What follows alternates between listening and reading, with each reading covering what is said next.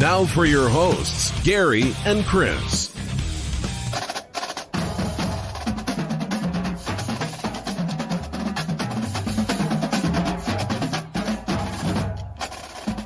Welcome in. Monday, April 20th edition of the show. This is Winning Cures Everything. I'm Gary. I'm Chris. And that's Sam. That's our boy Sam. Believe How's it going, that. gentlemen? Oh, How are it you, is sir? going fantastically. Of course, you can find Sam over on the Westlot Pirates podcast. You can find them on Twitter at Westlot Pirates. You can find Sam NUMB Tenor 21, right? That's right. That's it.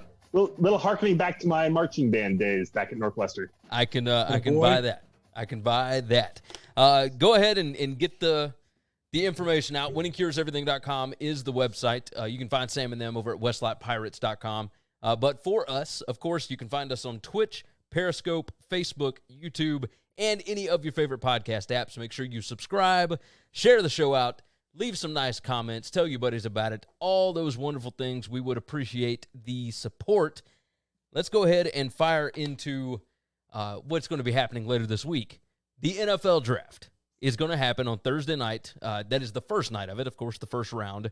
We will be live streaming along with the boys from the Westlot Pirates on Thursday night at 8 p.m. Central Time. The draft starts at 7 p.m. We're going to let it get rolling a little bit. And then we're going to come on and we're going to react to what's already happened. And then we're just going to talk football for like 2 hours straight or 2.5, however long we have to.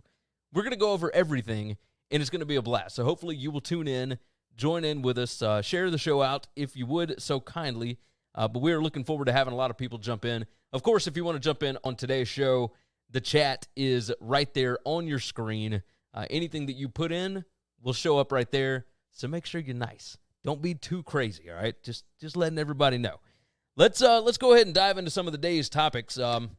Before we get to football talk, did both of you end up watching the Michael Jordan documentary last night? I only caught the first half hour of the first episode, so Okay. a little behind. I cannot wait to catch up. It's going to be awesome. Oh, I watched the first episode. I haven't watched the second. My wife and I are watching that one tonight. We didn't get started until 11 p.m. last night. Like, the boy was bananas. We had a bunch of stuff we had to clean up around the house, had to get ready for work, etc. But we watched the first episode, and my wife, who is not really a basketball fan at all, who was 6 years old when the 96 Bulls were going on, she was born in December of 89, so she wasn't really old enough to know much about Michael Jordan and all of that stuff, but she was really interested in it. I mean, that documentary really was gripping. So we watched the first hour. Chris, did you watch all of it? I watched both of them. Yep. I think a lot of people. You two are way too good of parents. That's just not a sacrifice I'm willing to make. That seems way too hard to be that good of a dad. Just to date myself a little bit, my freshman year at Northwestern was that 96 season. So being here in Chicago when all that's going down, and just even watching the first half an hour of the first episode, all of those memories flooding back, and just being in it was unbelievable. I cannot wait to watch and see how this is going to play out. At that time, 96, I was 13 years old, and I was a Knicks fan because of Latrell Sprewell and that whole bunch, and I despised Michael Jordan at the time. I couldn't.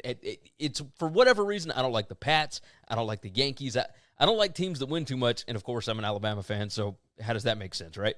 He likes the Steelers and Bama.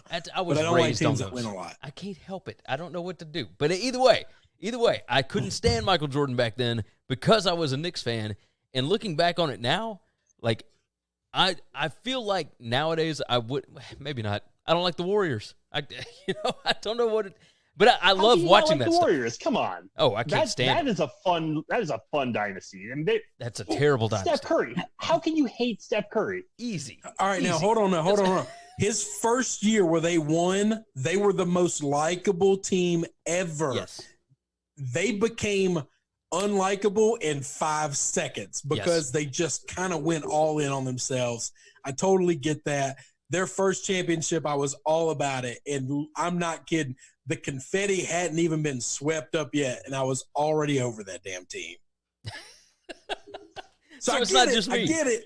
But that has nothing to do with the winning and everything to do with just how annoying are you. You can even be a bad winner or a good winner. Like, I don't care. At some point in time, you just got to be not annoying. And that's what they turned into. They were incredibly annoying.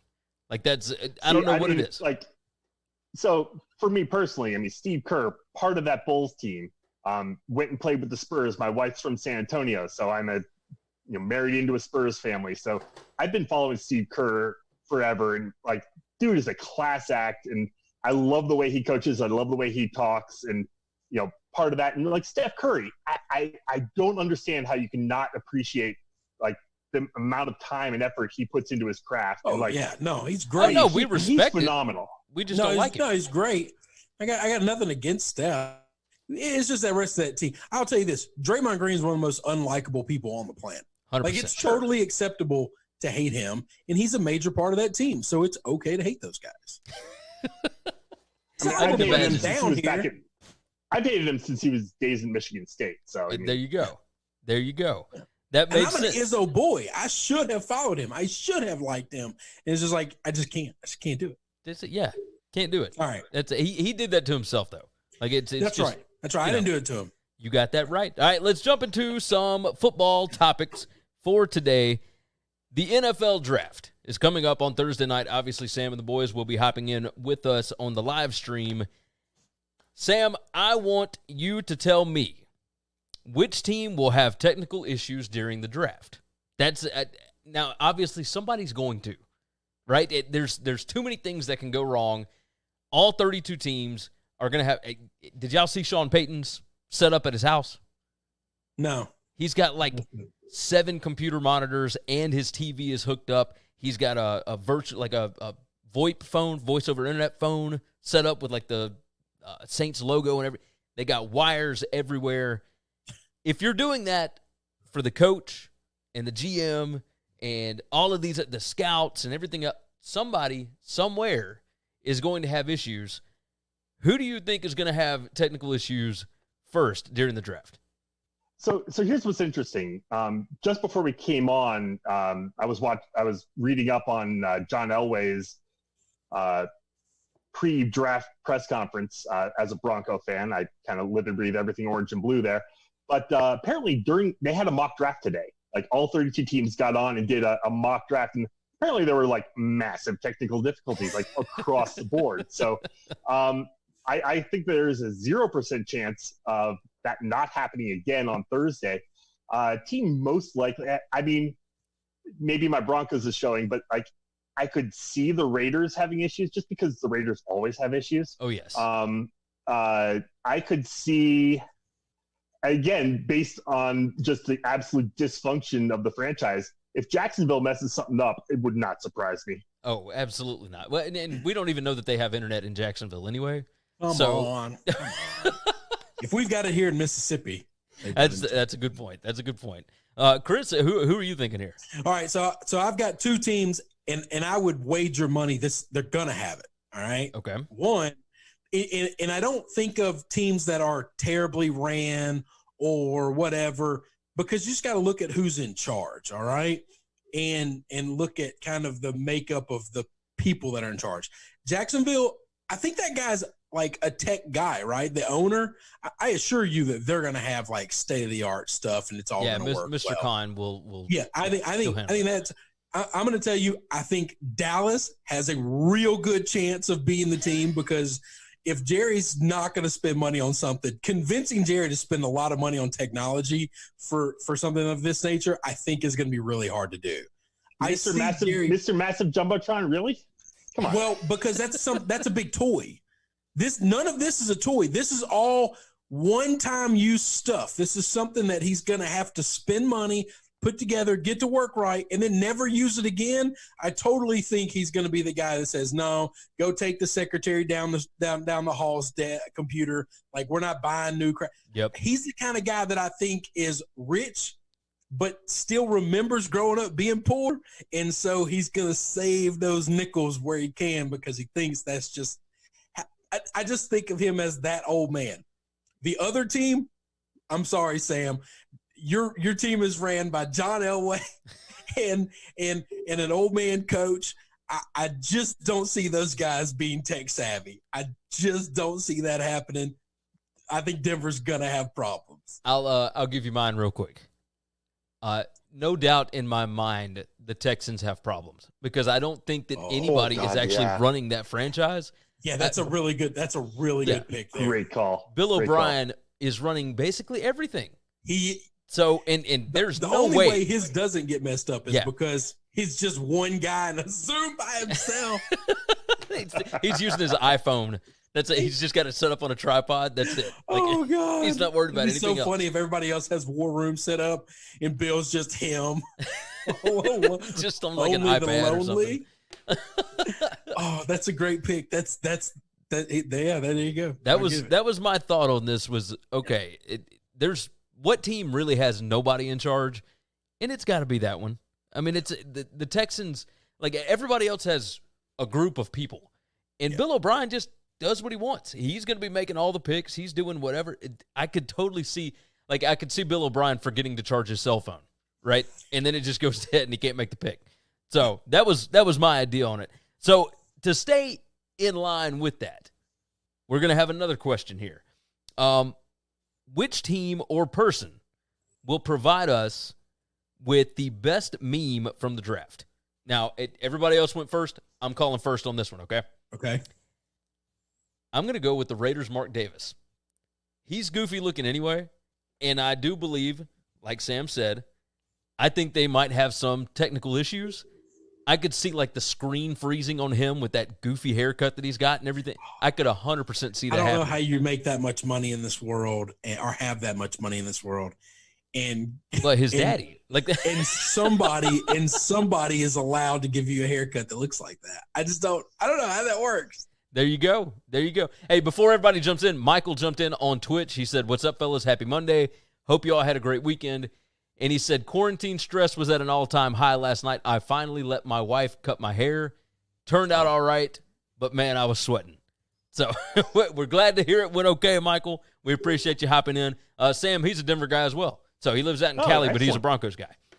So, nice. All right, so who wants next? Who thinks or who? Sam, you can go. Go ahead. Sam, I think there's a pretty obvious answer, and it's Bill Belichick.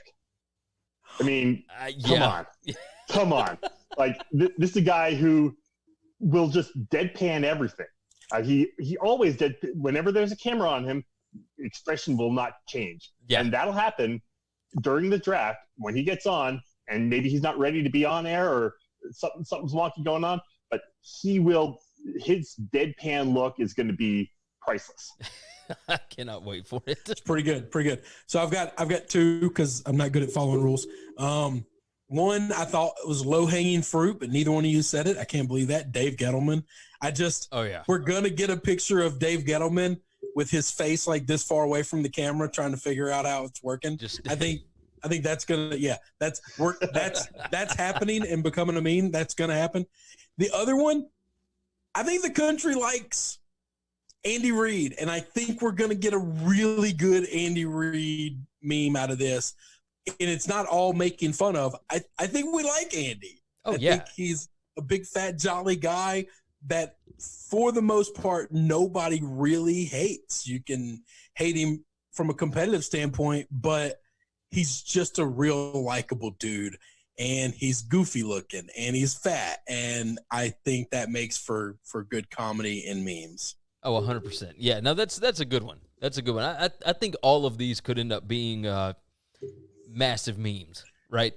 I could see one for all 32 teams, really. I mean, if Bill O'Brien is set up with his with a cell phone, I could see that because it it's not a new cell phone. That guy's got an iPhone 4 and he's using the front screen, which is terrible quality, all that. I could see that 100%. Somebody rolling in with a Nokia or something, right?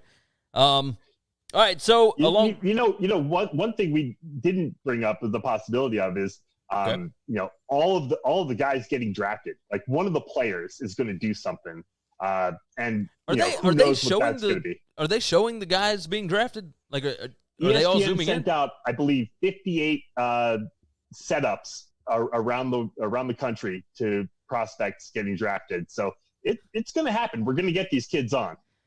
Great. This is going to be a complete shit show. Like, I cannot 100%, wait for this. And I can't wait. Oh, my God. It's going to be so good. So good. Chris, is there anything you want to add on that, or should we move on to the running backs? No, I think we can get on to the running backs. Let's go ahead and dive into that. So what we've done a couple of times so far in the past week or two, however long it's been, we did quarterbacks, we did wide receivers. We're not doing a mock draft. We are doing what team would be the most fun for these running backs or these players to end up on. And who we're looking most forward to them playing for. Now, there's a chance some of them will not hit whatsoever. As a matter of fact, with running backs, I think it's safe to say that we have zero idea where any of these guys are going to go. That's right. But we're going to talk about where we personally would like to see them. Now, we have the top 5, I would imagine, ranked differently. But we're going to go 1 through 5, and we're going to talk about where we would like for them to go and where they would be the most fun. Sam, would you like to start us off with your number 1? Yeah, I think being in the Big Ten, I watched these two guys that I would imagine we're going to get to both of them, but I'll start with Jonathan Taylor. That's my number 1. That guy has haunted my dreams for years and years and years. Although Northwestern has stopped him better than anyone else in the Big Ten. Because Northwestern understands stop the run and run the ball. Like that's how you win. That's it. Pat gets it. Didn't work last season, but we're not talking about the Cats right now. So, so Jonathan Taylor, I mean, dude runs like a gazelle. He's real fast, but he's also got some power. I could see him doing a lot of damage in Kansas City. I mean, that would just wreck me for years and years and years. Yeah. Putting him next to Patrick Mahomes, like, oh my God, just put those two together in the backfield, and then the speed that Kansas City's got out wide.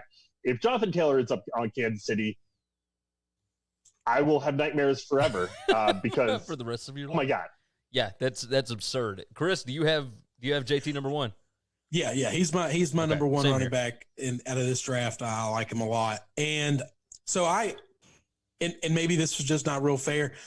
When we did quarterbacks, when we did receivers, and now running backs, I didn't put anybody with Kansas City because that team is loaded. Like they kind of don't need anybody else to be a lot of fun. But I went with the concept of strength on strength. That's been my motto throughout this whole thing.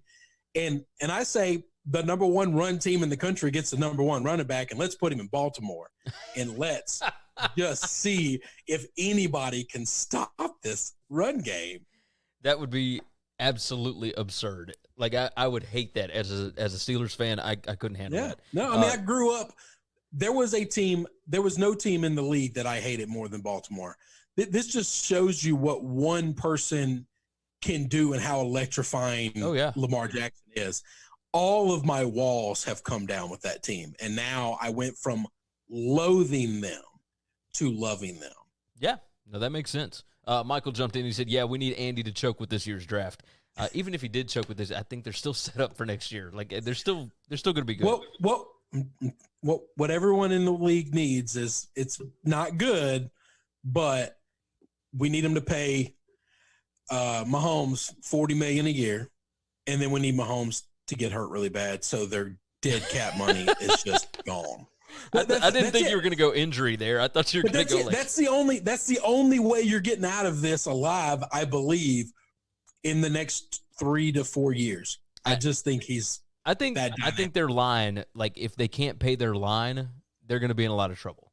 Like that's what I used to believe that, but now I've watched a lot of bad offensive linemen last year. That there was like 3 good line the entire season. And those teams weren't good at football. So yeah. I mean, we all know what's going to happen in Kansas City is exactly what happened in Seattle when they had to pay Russell Wilson. They're not going to have enough. Like Mahomes is going to break the bank, like you said, Chris, and there's just zero chance that they'll be able to pay everyone else. So, again, if he takes the Tom Brady way of going about things, we're all in trouble. Yeah, I don't see it, but even so, he's going to get paid.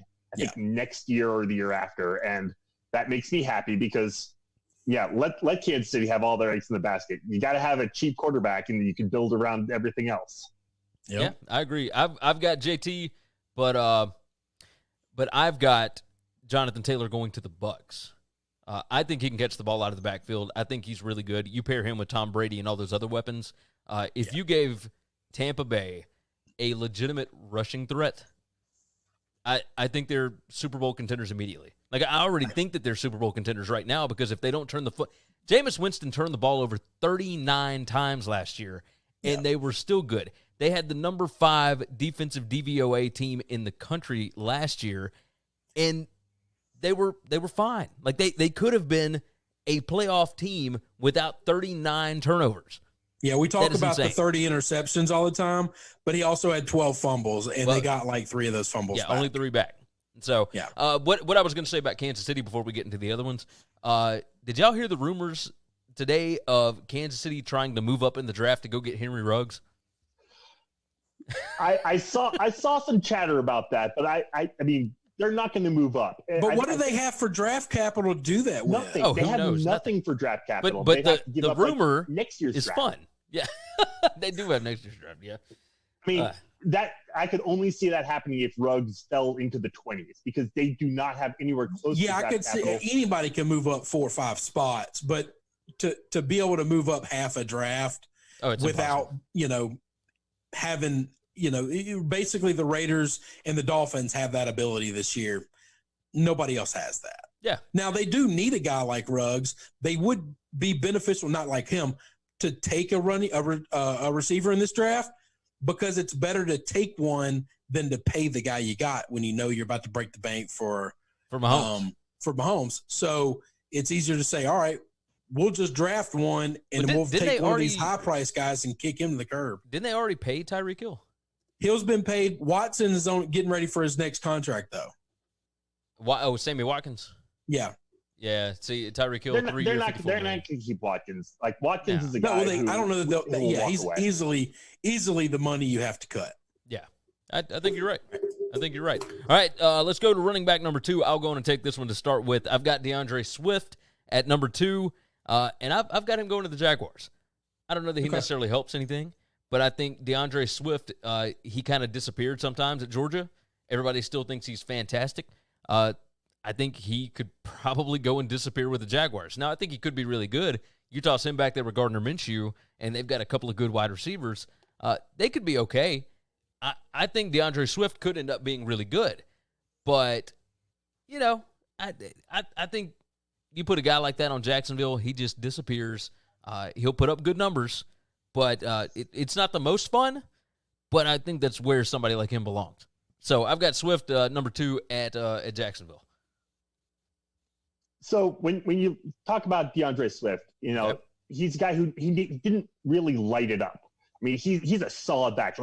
Don't get me wrong, but he's not like this bell cow that you think you can hitch him to. So when I think about Swift, I would want to pair him with someone, I don't know, maybe in New York. Put him with Saquon Barkley. Yeah, that'd be fun. 100%. I could see Gettleman doing that. I could absolutely see Gettleman doing that. That'd be awesome. Hey, Michael jumped in on Twitch. He said he was responding earlier. I didn't get to it. I was frozen in the stands in 2013 for Raheem Moore, so I definitely hate Baltimore. He's letting you know, Chris. Yeah, he's on your side. So yeah. Well, I'll do Swift now for ours, but he's not your number 2. He's 5th in this list of 5. And it's strictly because his body of work. He's the kind of guy that says every meaningful game he ever played, he never had a breakout performance once, but he has massive numbers against slums, and that doesn't do anything for me. Now, does he have speed? Yes, he's absolutely a speedster, but that doesn't always translate into great. I've got him probably going to the most fun place would be the Chargers for me, because I do think that team is complete outside of the quarterback position.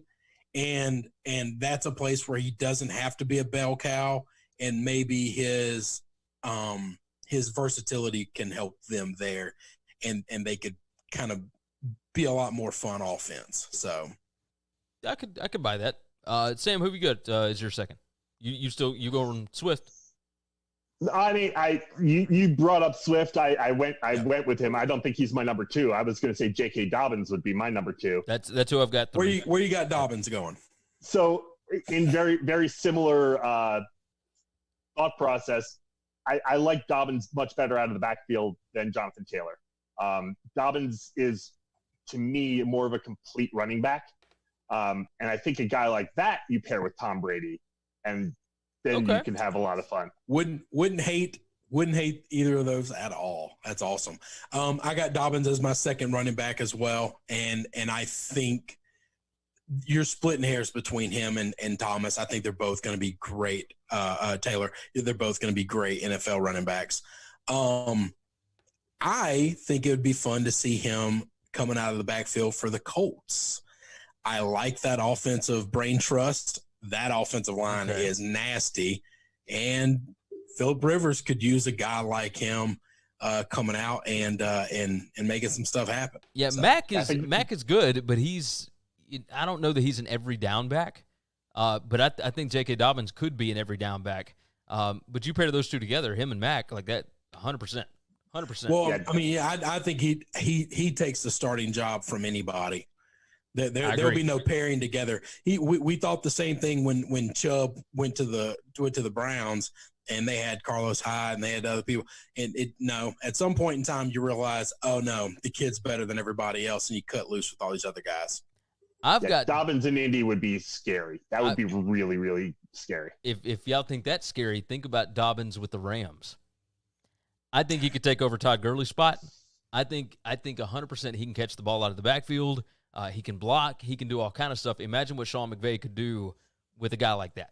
Like I'm all in on that. I think he'd be a lot of fun out in L.A. Let's move on to number 4. Number 4 for me, I've got Cam Akers. And I kind of took him the same as you were talking about Swift, Sam. I think Cam Akers, you put him on the Redskins with Darius Geis. Now, obviously, they've still got Peterson right now. But I don't know that Adrian Peterson is going to be able to do this that much longer. I'm going to go with him with the Redskins, and you put Cam Akers and Darius Geis in the backfield. Now, Geis, if he can stay healthy, obviously going to be really good, I think. But it's been 2 years. He hadn't really been healthy yet. Cam Akers could end up taking that job. I think Cam Akers could end up being the best running back in this draft. He was just on a terrible team with a terrible offensive line.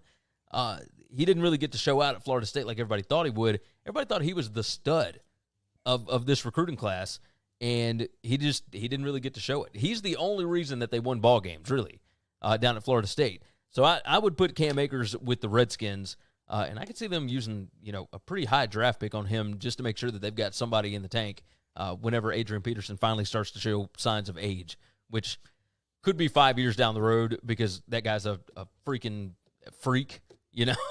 But yeah, I like Cam Akers with the Redskins. Who's hopping in? Chris, you want to go? Oh, it don't matter. Yeah, I like him with Sam's Broncos. I think that's a team that could use a big, powerful, explosive running back, and I think that's a fun place to end up for him landing, and he could do really well there. So you put him in the backfield with Melvin Gordon and Phillip Lindsay? I mean, that's a three-headed beast. Melvin Gordon could be a beast, and Melvin Gordon could be the guy that you paid and you cut tomorrow. Entirely true. Yeah. I just running backs are old. Gary and I have talked about this before. I would never in my life pay a running back. Once that contract is up, I'm riding you until I can't ride you anymore, and then I'm letting somebody else pay it. Yeah. I just can't do it. For me, Cam Akers, I think, makes a lot of sense in Atlanta. I know they just brought in Gurley. But we also know that Gurley might be damaged goods. Yeah, exactly. I have no idea how long Gurley is going to be healthy, if he is healthy at all. You put him in a place like Atlanta where, spotlight's maybe not on him as much. He can get his sea legs in and, come in and pick up the paces when Gurley falls apart. Yeah, I could buy that. Michael jumped in. He said Broncos wish list for him would be Antonio Gibson. Yes, Memphis boy, super fast, can catch the ball out of the backfield. He can run slot. He can do anything. Yeah, I'd be all about that. 100% for that one. Plus, you'd be able to get him a little bit later in the draft. You don't need to spend a big draft capital on him. Exactly. That's right. Exactly. Number 5 for me, Clyde Edwards-Helaire. I want to see him go to the Steelers.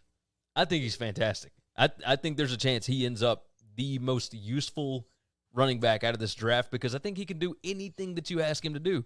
Yeah, he's only 5'9". Who cares?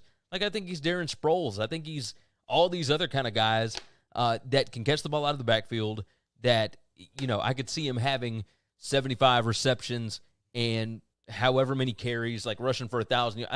He could be Christian McCaffrey. He could be any of these because he is so useful. He works so hard, and he's got that underdog kind of chip on his shoulder because nobody really ever believed in him.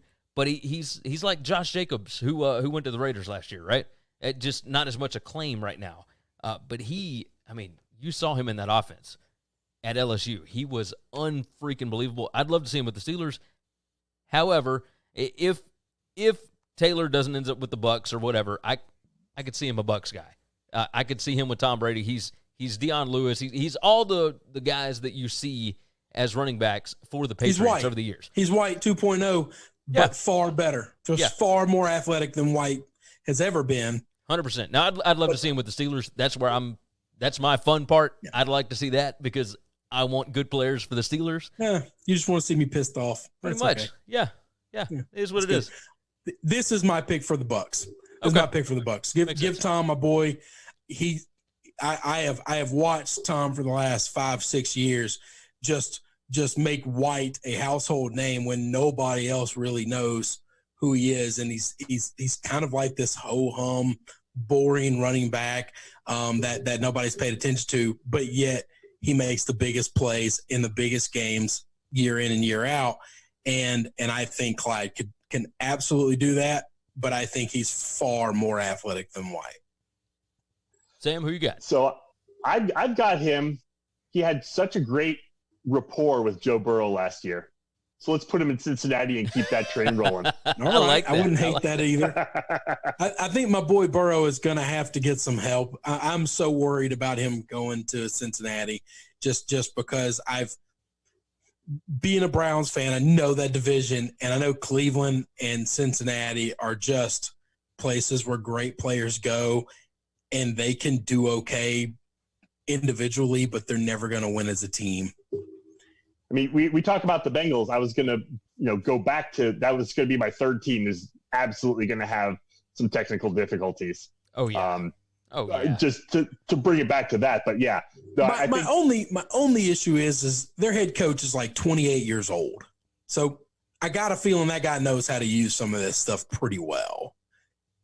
I think Cincinnati knows what they're doing.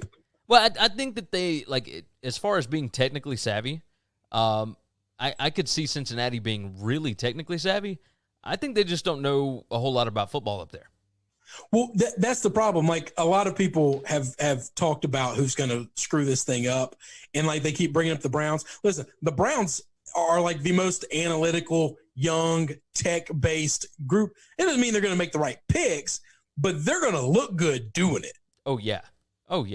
Michael jumped back in on Twitch. You brought up Burrow. He said Burrow might end up being the best meme. He said that fake smile, like when you got clothes for Christmas. Yeah, he's always good about that. So yeah, we could totally see that happening. Yeah. Well. All right. Do we want to move into college football a little bit? Come on, let's do it. Let's talk about it. College football dream coaches film room. All right. So we talk about this every year. Sam, your bunch and us, we have always talked about how much fun the film room is. I don't watch it in real time. I watch the coaches film room after the national championship game. So I watch it, with Kirk Herbstreit and that bunch. And then I go in and I watch the film room the day after, 2 days after, whatever, to get their idea on what was actually happening during the game. I'll let you go first. How many coaches are we doing this? Do we know? You say 5? We can do 5. Sometimes it's 4, sometimes it's 6. Sometimes I put together 5 because your question in our little thing says 5. Okay. Wait, that sounds good. We can do 5. And that's what I sent Sam. Yep. I've got 11 coaches listed. And you picked 5. I know, but I've got my 5 that I would like to see. So if you put me in a room with 11 other people, I want to hear all 11 when all's said and done. But I'm leaving that room if I walk into a room with 11 people now. There you go. Okay, that's where I'm at in life. Like, yep, nope, I'm out. Yeah, 100%. All right, Sam, you want to start us off? Who's your number 1? Yeah, I mean, it's kind of a no-brainer. Are we going to draft this? We're going to draft it? Should we draft it, or should we, like, if we're drafting, does that mean that the other person doesn't get No, you can still, if we've got somebody on the same person, you're still allowed to have them. Yeah, let's draft it. Let's do it. All right, let's draft it. Let's draft it. All right, Sam, you go with number 1. Pat Fitzgerald, done.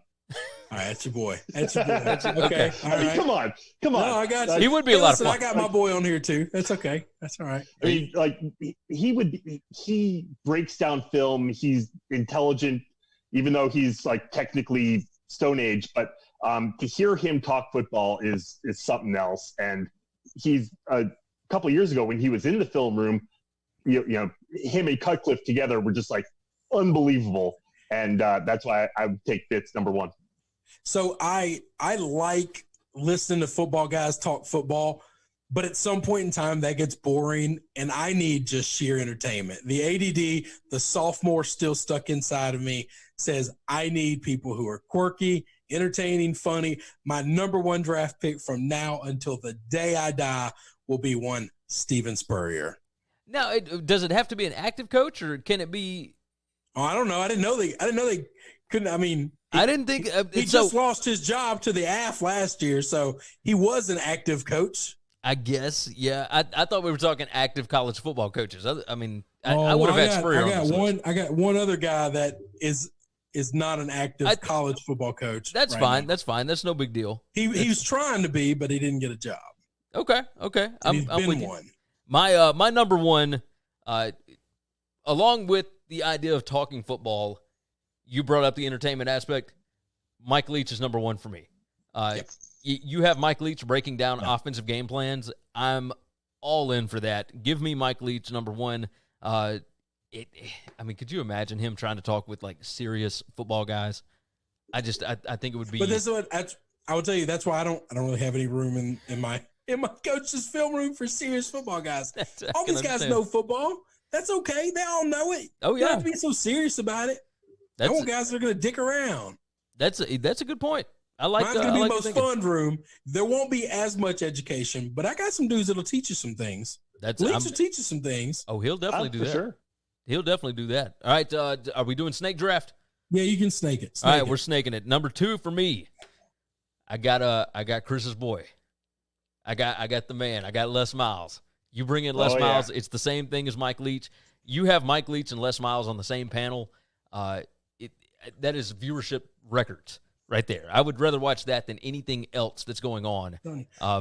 Give me Les. Years ago when he got fired at LSU, the first thing I said is the game day needs to have like a 15-minute segment every week, and you just bring back old SEC coaches in Spurrier, Phil Fulmer, Mike, Les Miles, and you have like a little bitty film room every week for 15 minutes. It's just old guys drinking coffee, talking football, and I just want to see Spurrier make fun of Fulmer to his face, and all those guys just laugh and joke. I'm telling you. Yes, 100%. Who you got number 2, Chris?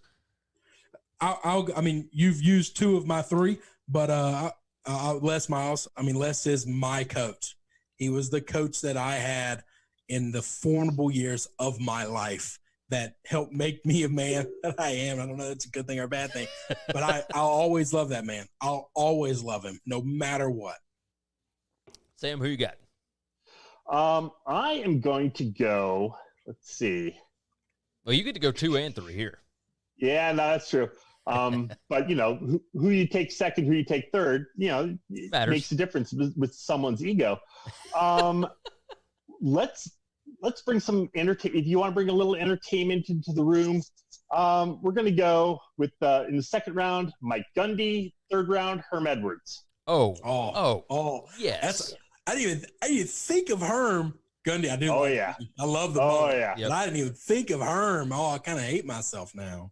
Herm's good. Herm's real good. And Herm doesn't have the ego. He's definitely the guy that you draft third, and he's not going to be upset about it at all. Yeah, exactly. He's just going to go in and, that guy's forgotten more football than I'll ever know. Oh, there's no question. No question. That's awesome. That's good. That's a good pick there. And you have him. I'm going to go with a guy that nobody else in all of football likes, but I find him likable. Oh, you don't you dare. Jim Harbaugh. That wasn't where I was thinking, but no. I don't know where you were thinking, but now I want to know, where were you thinking? Yeah, I was saying, what were you going to accuse me of? If you were going anywhere near Dabo Sweeney, I was going to come down. No, but you know me. I wouldn't be in that room. Dabo's on my others list just because I want to hear everybody else try and talk, or everybody else will talk football. And Dabo, I don't think would have the slightest clue. I don't think he would know what anybody was talking about. I think he's good at managing like a business. I don't think he's a good football coach. I know that sounds crazy, but I think he's a better CEO than he is a coach. This is not we're going to disagree on that too. But that's fine. That's fine. But I would love to see that. He was on my others that didn't make the list, and obviously I'll get to that here in a little bit. I got Harbaugh. I think Harbaugh is quirky, weird, entertaining. He's the Phil Fulmer of the group. He's going to be the guy that the other guy, Steve Spurrier, is going to break his nuts from the time he walks in to the time he leaves. Yes. That puts you with 2 Michigan men on the list. No, I know. I've never really been. I'm not an anti-Michigan guy, but Les is different though. Les's love has nothing to do with Michigan at all. No, you're right about that. My number 3, and I think you guys might make fun of this one. If I'm wanting to talk serious, actual football and understand exactly what's happening in the ballgame, I'm going to bring in Chip Kelly. I want Chip Kelly as my number 3. I think people don't think he's entertaining. He's not super personable, but he cuts out all of the crap, and he just gets down to the basics, and he explains exactly what's happening. I'd love to see Chip Kelly in there. So that's my 3. Poaching my guys, Gary. You're poaching my guys. Well, let me see if my 4th is poaching anybody's. My 4th, same kind of reason here, except that he is even more doesn't put up with bullshit kind of thing. Bronco Mendenhall. He is insanely likable to me. Obviously, he's rebuilt that Virginia football team. I don't know how good they're going to be next year, but I mean that was a dumpster fire that he walked into, and what he did at BYU was, I don't want to say unprecedented, but I mean 11 seasons, 11 winning seasons, made a bowl game every year at BYU, and he turned Virginia around. Virginia is not exactly the easiest place to win. I'd love to hear his insights. I mean, he doesn't cut corners with anything. Just before, not this past season, but the season before, he was talking about how he only had 20 players that were ACC quality. And he doesn't care if he hurts anybody's feelings or anything. He's going to get in and tell it like it is. And I would love to see that mixed up with Mike Leach and Les Miles. You get 2 guys like Chip Kelly and Bronco Mendenhall in there with them. I'm all about that. Chris, who you got? Good pick. All right, so I'm going to go with my boy now. Man, wrote me a letter, told me he loved me. Coach O. Listen, Coach O is the kind of man that I believe if he came to my house and I was outside grilling and he wanted to cook something else, he will walk up to another man's grill, take the meat off, and put new meat on. I could see that. But I know with Coach O in the room, we're going to eat good. So I'm good on that. And I just think he's the fire that's going to light the whole thing. I could buy it. I'm not being in a room without Coach O if I got a whole bunch of coaches. There you go. You're poaching my picks as well. I mean, now I've got to dig down. Okay. You got 4 and 5 here, Sam. You got 4 and 5. All right. So I've got a Big 10 coach. I got a Pac-12 coach. I got a Big 12 coach. So we're going to go ACC and we're going to go SEC. Give me Nick Saban because, oh my God, yes, give me Nick Saban. And give me Scott Satterfield because that's a good one. Yeah. I like Satterfield pick. Guy took Appalachian State and really made him fly. First year in Louisville, turns a team that is just run into the ground. What he did in Louisville, I think, is miraculous. I really do. I think it's miraculous. Yep. So give me him in the coach's room. Hurts me not to bring in Cutcliffe. Again, that guy knows so much about football and really well. You got too many smart kids in your room, though. Come on. Your room is really good. Saban and Pat know football better than anybody. They are awful to talk to. They hate the media. They're not going to answer. If you have a question, they're not going to answer your question. They don't want to talk to you. They're going to give you the bare minimum. They're going to Bill Belichick you, and then they're going to get out. And in press conferences, Fitz is like that. But I've met him. I've spoken with him. Okay. And like you get him away from the cameras, and he is one of the most personable, friendly. You know, he took time away from talking. You know, I met him in a hotel bar. They were Big Ten football and basketball coaches were having a conference. I was at a conference in the same place. Pat Fitzgerald walked away from Tom Izzo to come talk to me. And I'm like, awesome. No, go back and you talk to Tom Izzo and get what you can from him. But the fact that he walked away from, you know, guys who he's having a deep conversation just to come and say hi to me, just a Northwestern fan. I mean, guy is extremely personable and, you know, would love to spend some time. Cameras off, or in a coach's room where everyone's a little more relaxed. You know, you've had a couple brewskis flowing around a little bit, get everyone a little bit looser. And all right, I can only judge on what I've seen. And fair enough. Michael jumped in and said, no Jimbo yet, and it's almost like he was looking at my list. Jimbo Fisher is my number 5. I am really I wanted to go on and get that out there before Chris did. But Jimbo is my number 5. I think he's really smart. Love Jimbo, I think he's got a lot of stories. I think he'd be super entertaining in a situation like that. Chris, who's your number 5 here? So I'm going to bounce Leach because I just felt like we don't need our list to be too much the same. And I'm going to go with a guy I talked about earlier. He's not in the league anymore, trying to get back in the league. I want to hang out with Brett Bielema. I don't like Brett Bielema. I don't know why. I want to ask Brett Bielema. I remember a game, I don't know how many years ago it was at Wisconsin, where they put over 500 yards of offense on the ground running the football. And I just want to be like, at what point in time were you sitting in plays and you just said, I don't care, just run the ball. I don't really care what you run, just run the football. Yeah, we're not throwing it. Like we're not giving. No. He's one of those coaches that I believe bought into the Bear Bryant thing. Like only 3 things can happen when you throw the football, and 2 of them are bad. So forget it. We're just gonna hand it off. Like I could see that.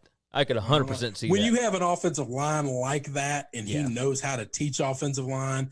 I think it's just one of those things where this is what we do really well, you know, and so why get away from it? But anyway. No, that makes sense. I find him likable. In all honesty, I would have Leach in that room just because he's one of my favorite people in the world. Do y'all want to hear the rest of like my ones that didn't make the list? Give us the people that don't make the list. Now, several of them are ones that you guys already had on your list, but I had Dan Mullen, I had David Cutcliffe, Hugh Freeze, Ed Orgeron, Dabo, and then Mike Gundy. And so, I had quite a few that you guys brought in. If I could steal one from each of your list, it would be Leach and Gundy.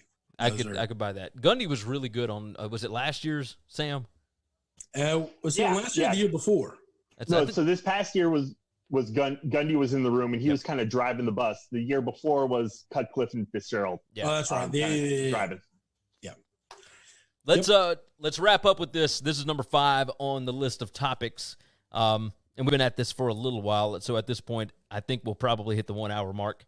Not that we're too worried about it, but the college football playoff expansion. Sam, you jumped in on a couple of topics. I'm not going to say fighting. I was having a nice, friendly debate with, I think civil discourse. It's okay. It's important in this world to have civil discourse. Yes, I think it's CFB nerds, and there were some followers of theirs that were also arguing, like, there's not even 4 good teams. Why should we expand the playoff? And my thought process was, well, there are 4 good teams every year. There's 4 teams that are the best, and we rarely get them because the College Football Playoff Committee looks at who is the most deserving along with who is the best, right? And sometimes it gets crossed, and you have like an Alabama that didn't win their division over like an Ohio State that won the Big Ten, but got blown out by 30 points at Purdue and that kind of. Sometimes you have those type of things. But I think the best course of action for me would be a 16-team playoff. I have completely switched my stance on this. I was a 4-team guy for going back as far as I can even think of this playoff thing. I think 16 is the way to go. It gives more opportunities for teams that maybe get hot towards the end of the year. It still makes the regular season mean something. And I think that's what people aren't realizing. Like, just because you put in 16 teams doesn't mean the regular season doesn't mean anything. You got 130 teams. You got to dwindle that down. That would even 16 would still be less of a percentage than any other league or division or anything that's out there. I think 16 is the way to go. Now, Sam, if you want to go ahead and jump in here, give me your thoughts on this. All right, so here's the thing. It all depends when you're talking about the playoff. What are you looking to achieve? If you're looking for the best team in the country, a playoff is not the way to do it, because you look at any tournament is going to have upsets. You're not necessarily getting the best team. I mean, look at the NFL. How often do you get like number 1 seed versus number 1 seed? Oh, very rare. It happens, but not often. The NCAA tournament, you haven't had 1 versus 1 versus 1 versus 1 since 2008. Yeah, I was just about to say, and before that, it was a substantially long time, like the 80s or something. Yeah. I mean, it was like 20 years. Yeah. And I think back to both times the Giants beat the Patriots in the Super Bowl, and the Giants were there as a wild card, right? Yeah. You're making the wild card and you're winning the Super Bowl. Are you the best team in the NFL, or are you the team that won the tournament that is the NFL playoffs? The Washington Nationals last year were in the play-in game.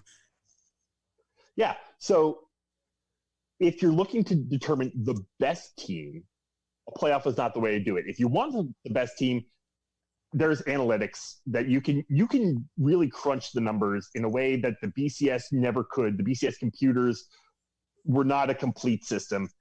I think these days there's enough statistical information that you could account for opponents, and you can get there. That's if you're looking to find the best team. If you're looking to find the most deserving team and still keep the regular season meaningful, then I think an 8-teamer is the way to go. And have only conference champions can make it. So you got to win your conference, and the only way you win your conference is having a good regular season and winning the conference championship game. That makes up your playoff. Are you going to get the best teams in there every year? Not necessarily, but you're getting the most deserving teams because you've won your conference. Chris, what do you think on this? I mean, you know me. I've been a 16-team truther forever. I just believe that every other level of football does it. I don't know why major college football feels like it's this undue burden that we cannot get over. It's just appalling to think about. And I think that would give you the most deserved champion. But the other part of it is we have to stop looking at the very end of the race and think that's the only thing that matters. There's 130 college football teams out there, and one gets to be the champion. And, if you're Memphis and you make it in as one of the at-large teams or Central Florida or Cincinnati or Boise, and you beat a big boy, you upset somebody in this thing, and you make it to the Final Four or to the Elite Eight stage, that's a big deal. That's a win. All across our country, to my knowledge, there is one college university that doesn't hang Final Four banners, that doesn't hang Elite Eight banners, and that is UCLA. Yeah. That's it. Everybody else, if you make it really far and then eventually lose, they celebrate that. And they say, look how far you made it. You did something this hadn't happened in our school in years. It is really hard to win national championships in every sport. We only look at the very end, and we don't look at the path anywhere else in college football. And we say, oh, well, you got a Rose Bowl win. Oh, well, you won a Sugar Bowl. No one gives a shit about that, okay? Nobody. Nobody cares that you won a big bowl game because today, because that bowl game means nothing, half the players don't even play in it. I don't know about half, but I do see your point there. Half the players that are going for the NBA, that are going to the pros in the NFL, half of the players that are eligible to not play, don't play. You've got a very valid point. The 16-team thing for me makes the most sense. With 8, I don't think there's any way that you still get a group of 5 team in there. I think if you're doing 8, you still can't do conference champions because you can't have 10 conferences. So you do not only that, but I'm talking about just the Power 5. So you do 5, and then you get 3 at-large bids. Yeah, but doing that, if Northwestern had won the Big Ten championship last season. Not last. The season before. Season before, yeah. There's still no reason why they should be in a college football playoff with these supposed 8 best teams. Yeah, but if you do 16, there would be a 4-loss team in the playoff. Right. With the 16, you can do your Power 5 champions. You will at least include one group of 5 team and maybe more. Maybe double, depending on what rankings and whatever you want to set. Because obviously, I don't know that there's a really perfect way to do this. But with 16, you can get in everybody that deserves an opportunity, and you don't have to worry about it. And then you've got your home field advantage kind of situations where one is going to play 16 and two will play 15, etc. Michael jumped in. He said, I'd say 12 would be enough. 4 would get a top 4 would get a bye. He said, regardless of how many you expand to, there will always be a team that thinks they deserve to be in. I think it's easier to tell a team that's ranked number 17 that they didn't deserve to be in as opposed to a Central Florida that's undefeated and ranked number 9 and didn't get in. I think when you get into that situation, we're not trying to say that we think that number 16 team can win the national championship. Yeah, we're not saying that at all. It can happen. Guess what? It cannot happen if they're not allowed in. Right. But even if the end doesn't mean 16 never beats 1, hell, it wasn't until Virginia where 16 had never beaten a 1 seed in the college basketball tournament. There's 4 of them every year, and we still let them in. Like we don't say, oh, but you don't get to make it because you've never won, so there's no reason in being here. Right. So I think I should clarify. I also agree that a 16 team is the way to go, but where I'm going with the 8 is if you're looking at the most, if you want truly the most deserving, and while also keeping the integrity of the regular season. But I agree with you. I think a 16 is the way to go because, you know, you've got an Alabama who doesn't make the conference championship this past year, who absolutely could have gone to the playoff and no one would have really complained. I don't think. I mean, that was a hell of a team that didn't make it into the playoff. Yeah. You know, you got to account for that. You know, had Northwestern beaten Ohio State in, you know, the year before last, in my scenario, they get into the playoff. Yeah. But Ohio State was a phenomenal team, and Ohio State gets in too. Yeah. Yep. Yeah, if there's 16, then both of those teams get in because the conference there's enough room for all of them. Get in. Yeah, so you get conference champions and then a number of at-larges, and if you want to, if you really want to be fair, then you give every conference, you know, all 5 group of 5 schools get in there. Will they be cannon fodder? Probably. Yeah.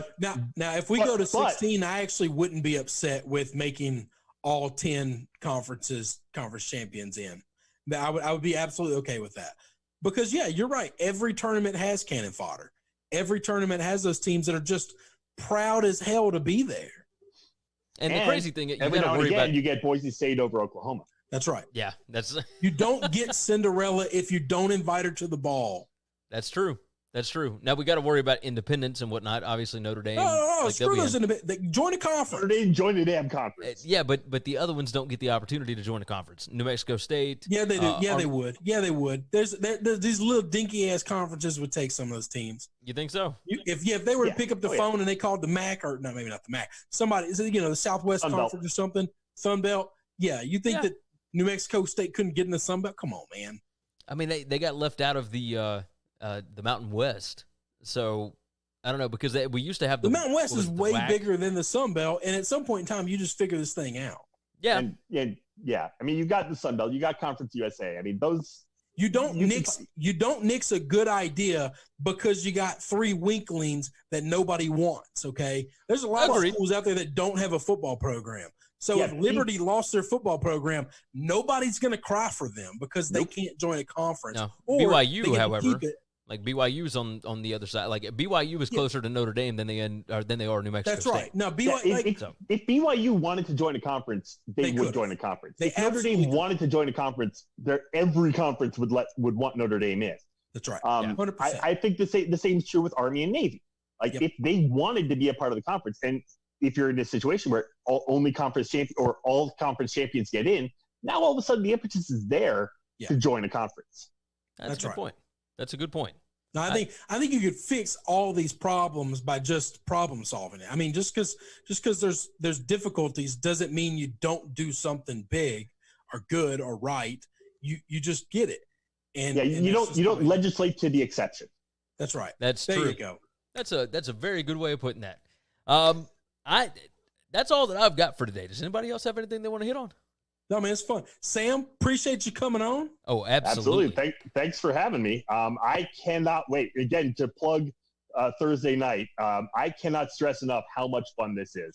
Oh, yeah. Gary, we've been doing this with the Westlot Pirates for 10 years, and it's just an absolute ball. Gary, you were on with us last year. Yes.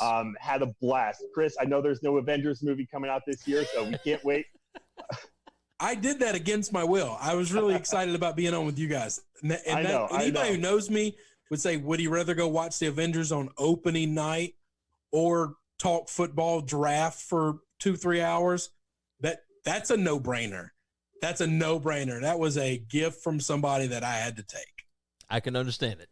Just busting your chops, my man. No, it's okay. It's all right. I did it.